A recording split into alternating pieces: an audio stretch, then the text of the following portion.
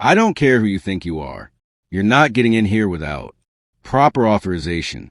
Marcus Thorne, a grizzled head of security, blocked the entrance with a hard glare and a voice. Like granite, the man facing him, Elias Vance, froze for a beat, the sting of rejection hitting him with a familiarity he wished he had forgotten. It was a cold reminder of being judged as out of place. But this time he didn't step back. His grip tightened on the worn leather wallet in his hand. His eyes, steady, calm, yet heavy with something, unyielding. Perhaps you should think twice before deciding who belongs here, he said, low but firm. The air thickened as employees slowed, whispers spreading, a few phones rising to capture the scene. And in that moment, as he stood, tall beneath their gaze, one unsettling question took hold. If he truly didn't belong here, why did he carry himself as though this place already belonged to him? The morning sun stretched long, shadows across the polished campus of Quantum Innovations. Marcus Thorne, stocky, gay-haired, and sharp-eyed, stood like a wall at the main checkpoint. The other guards hovered nearby, eager to back him. You got business here? Marcus demanded. Yes, Elias answered, calmly. I have a meeting this morning, an important one. Marcus' smirk was razor thin. Meeting, huh? With who? Exactly? I'd rather discuss that inside. Elias replied, checking his phone. I'm already late. That's not how this works. Marcus shot back. I ask you answer. Now, name Elias. Vance, he said steadily. And I think you're misjudging the protocol. Here. Marcus barked a laugh enough to draw stares. No confusion on my end. Vance, you're the one confused about where you are. This is Quantum Innovations, not some public lobby. Employees slowed, phones lifted, curiosity swelling. One young man in khakis, Sanjay Sharma, hesitated, his brow furrowed as he stepped forward. Maybe I can help, Sanjay offered. I work here. What's the issue? Marcus cut him, down with a glare. No issue, Sharma. Just keeping out the riffraff. Go on. Inside. The word hit like a slap, but Elias held steady. His voice dropped with quiet gravity. I think you'll find I have every right to be here. Perhaps you should call your supervisor. I'm the supervisor, Marcus declared, puffing out his chest.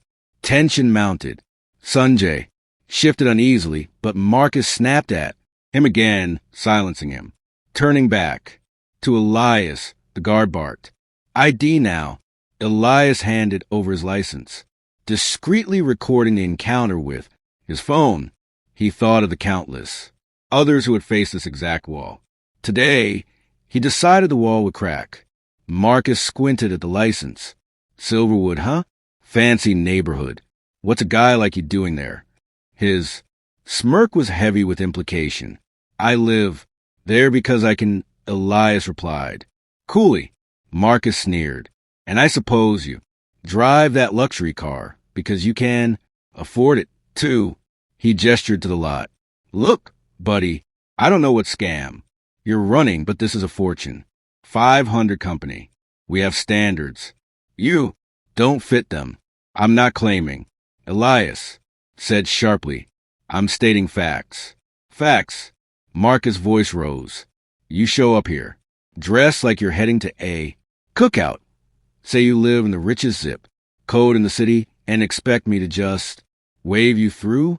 That's not how the real world works. Sanjay hesitated. Again, sir, maybe we could just call the front desk. I didn't ask your opinion. Sharma. Marcus barked, venom spilling. Elias's patience thinned. You're preventing me from doing my job. Let's find a solution. Marcus loomed closer, his presence meant to intimidate. The solution is you get back in your car. Come back when you got proof.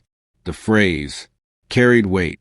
Proof of something beyond paperwork that Elias's calm turned steel. What exactly do you mean? By another guy?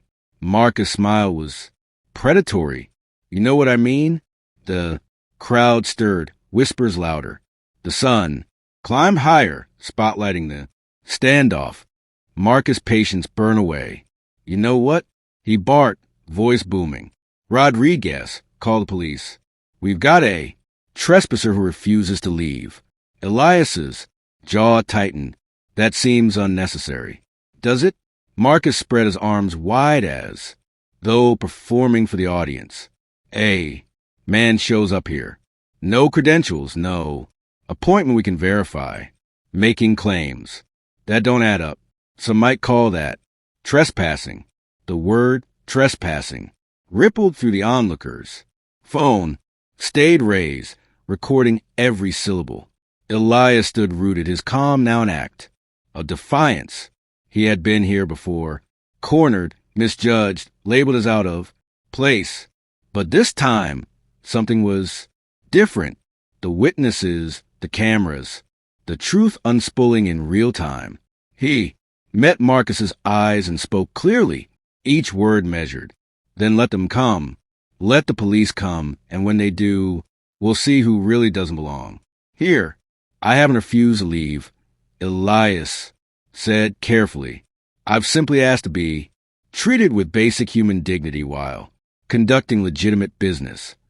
Marcus Thorne, the grizzled head of security, gave a mocking laugh. Dignity? You want dignity? Try acting with some. Admit you don't belong here and save us all some time. I belong here more than you might think, Elias replied. Marcus stepped closer, his tone sharp. What I see is a con artist trying his luck in the wrong neighborhood, and now you don't want to face the consequences. He barked to a subordinate. Rodriguez, where's that call? The guard hesitated. Sir, maybe we should. Did I ask what you think? Marcus snapped. Make the call. Elias's voice cut through the tension. Before you do, consider the consequences. He pulled out his phone, scrolled to a contact, and raised his eyes with quiet authority. Last chance.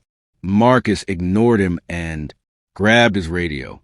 This is Thorne at the main checkpoint. We need municipal police down here immediately. Code yellow. Elias pressed his call button. Camila, he said clearly. It's Elias. We have a problem. Marcus kept barking. Orders until his own phone rang. He frowned, ready to ignore it until he saw the caller ID. CFO of Martinez. Company. Protocol was strict. Calls from the executive team were never declined. Thorne here, he answered with force. Calm. Marcus. Adela Martinez's voice was clipped with fury. What are you doing with CEO Vance right now? The word struck like a blow. Confusion drained into horror as murmurs rippled through the watching employees. I don't understand. Marcus stammered. Elias Vance, RCO, the man who founded this company. Adela snapped. Please tell me you haven't been harassing him for the past hour. Marcus turned to Elias, really seeing him for the first time. The calm bearing, the authority, the way employees instinctively deferred to him. His throat dried. There must be some mistake, but there wasn't. At that moment, every LED screen across the Quantum Innovations campus lit up with a synchronized message. Welcome back, CEO Elias Vance. Thank you for your continued leadership and vision. The effect was instant. Phone swiveled toward Elias. Employees gasped as realization struck. Sanjay, trembling, stepped forward. Oh my God, you're... Actually, I am. Elias confirmed. Marcus froze. Radio limp his hand. Phone still. Pressed his ear while Adela demanded explanations he could no longer give. Elias calmly pulled out his leather wallet and produced his identification. Badge. CEO of Quantum Innovations. My name is Elias Vance. He declared, I am the founder, chairman, and chief executive of this company for the past 12 years. And for the past hour, I have watched you display the toxic, discriminatory behavior I've spent my career working to eliminate. The LED screen shifted again. Quantum, Innovations, Diversity, and Inclusion Summit, Building a Better Tomorrow. Together, the irony was sharp. Elias turned to Marcus. If you had known who I was, you'd have acted differently. That's exactly the problem. The question is why you thought it was acceptable to treat anyone that way. Marcus tried. Desperately. I was just doing my job. Your job requires respect for all individuals. Elias cut him off. You are terminated. Effective immediately. Surrender your badge, radio, and property. Security will escort you out. The words crushed Marcus. He staggered, muttering, This is wrongful termination. Discrimination and abuse of authority are grounds for immediate dismissal. Elias said, gesturing at the employees. Still filming. We have extensive documentation. Any investigation will find this necessary. Turning to the rest of the guards, Elias's tone hardened. You will undergo immediate retraining. Any repeat of this will have similar consequences. At that moment, Adela Martinez appeared, her expression grim. Mr. Advance, we'll need a full review of procedures. Agreed, Elias said, and schedule a company-wide meeting this afternoon. We're going to talk about the culture we're building here. As if scripted, sirens wailed in the distance. The municipal police Marcus had summoned were arriving, but they would find a scene far different from the one he had described.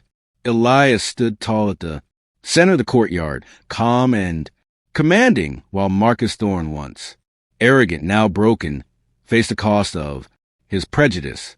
Quantum Innovations had just witnessed not only the fall of a man who abuses authority, but also the return of a leader determined to reshape its future.